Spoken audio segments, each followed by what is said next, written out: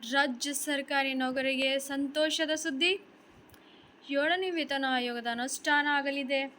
Hi, hello dear friends, welcome back to the another video of my YouTube channel. Today's video is very much important. It is about the 7th pay commission. So before going to start my video, I request all of you please like, share and subscribe my channel for all the latest updates regarding the 7th pay commission and all other important government job related updates. Let's start today's video. ಬಲ್ಲ ಮೂಲಗಳಿಂದ 7ನೇ ವೇತನ ಆಯೋಗದ ಅನುಷ್ಠಾನದ ಕುರಿತು ಆರ್ಥಿಕ ಇಲಾಖೆಯಿಂದ ಹಸಿರು ನಿಶಾನೆ ಸಿಕ್ಕಿದೆ ಅನ್ನೋದರ ಬಗ್ಗೆ ಒಂದು ಲೇಟೆಸ್ಟ್ ಅಪ್ಡೇಟ್ ಬಂದಿದೆ. ವೀಕ್ಷಕರೇ, ಕರ್ನಾಟಕ ರಾಜ್ಯ ಸರ್ಕಾರಿ ನೌಕರರಿಗೆ ಒಂದು ಸಂತಸದ ಸುದ್ದಿ ಅಂತಲೇ ಹೇಳಬಹುದು.